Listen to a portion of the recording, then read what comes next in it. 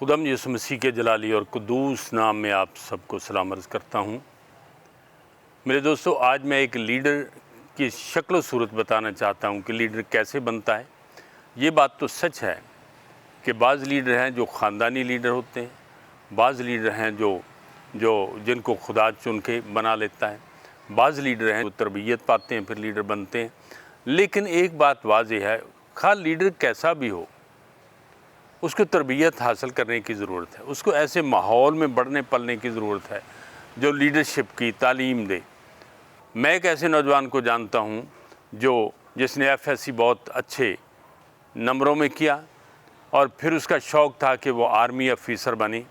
बड़ा ज़हीन लड़का, बड़ा खूबसूरत स्मार्ट लड़का, और उसने दरख्वास्त दी और वो मुजव्वज़ा तारीख़ पर वो आर्मी सेंटर में पहुँच गया। उसने वहाँ पर सारे इम्तहान पास कर लिए, लेकिन उसने सारे इम्तहानात पास करने के बाद आखिर में वो जो सिलेक्शन ऑफिसर था उसने उसको अपने कमरे में बुलाया और उससे ये सवाल किया कि तेरा बाप क्या करता है, माँ क्या करती है। उसने कहा कि मेरे वालिदैन जो हैं वो मज़दूर हैं। तो वो अफसर बड़ा परेशान हुआ। उसने कहा कि आई एम सॉरी, आप हर तरह से फ़ौज में आने के काबिल हैं, मगर मैं आपको फ़ौज में सेलेक्ट नहीं कर सकता, इसलिए कि तेरा बाप और तेरी माँ मज़दूर हैं, अनपढ़ हैं। आजकल के बारे में मैं जानता नहीं हूँ, लेकिन कुछ साल पहले ये आर्मी या डिफेंस में जाने के लिए, उस कमीशन अफसर बनने के लिए ये लाजमी था कि बच्चा किसी मज़दूर का, गरीब का बच्चा ना हो, अनपढ़ का बच्चा ना हो। लेकिन अब मुझे पता नहीं है कि ये तब्दीली आ गई है या नहीं आई है, मगर उस लड़के के साथ ऐसा हुआ। अब मैं बाइबल मुक़द्दस की एक बात आपको बताता हूँ। एक ही वालिदैन के दो बेटे, मूसा और हारून। हारून जो है वो युकबिद और इमराम के घर में जब ग़ुलामी में थे उस वक्त पला बड़ा, जवान हुआ। लेकिन मूसा बचपन ही से वो बादशाह के महल में शाही तर्ज पर प्रवेश पाता रहा। और जब बड़े होकर जब बनी इसराइल कौम मिस्र से निकली, मूसा ने उनको निकाल लिया, तो रास्ते में खुदा ने कोह सीना पर मूसा को पहाड़ के ऊपर बुलाया और मूसा 40 दिन तक वो पहाड़ के ऊपर रहा।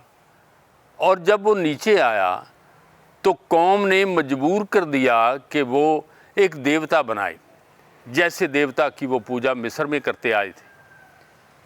और हारून ने उस सोना इकट्ठा किया और उससे एक बछड़ा बना दिया। उसने समझौता कर लिया अवाम के साथ। और जब मूसा वापस आता है तो उसने गुस्से में आकर उसी बछड़े को जला दिया और उसको ख़त्म कर दिया। मेरे दोस्तों, ये बात याद रखें। हासिल कलाम के तौर पर मैं आपको बता रहा हूँ कि कोई ऐसा लीडर अच्छा नहीं हो सकता है जो आवाम के साथ समझौते करता फिरे। खुदा की तरफ से लीडर वो है जो खुदा के वादों के साथ चलता है, जो खुदावंद के ईमान के साथ वो खड़ा रहता है और खुदा उसको बरकत देता है, खुदा खुद उसके साथ होता है। आज मैं मसीही नौजवानों को ये बात बताना चाहता हूँ, आप मूसा की तरह लीडर बनना चाहते हैं या हारून की तरह? मसीही ईमान के अंदर खुदावंद यीशु मसीह ने उन 12 को रसूल बनाया है जो मुख्तलिफ़ शोबों में काम करते थे। वो शाही ख़ानदानों से नहीं थे, ना ही वो मज़दूर ख़ानदान से थे। वो मेहनत कश और हर तरह से वो फिट थे जो खुदावंद की जमात में शरीक हो सकते। आप भी ऐसा ही करें, जो लोगों के साथ समझौता करने वाले ना हों, जो उस पैगाम को लेकर आगे बढ़े जो खुदावंद की तरफ से उनको मिला है। खुदावंद आपको ऐसा करने की बरकत दे। आमीन।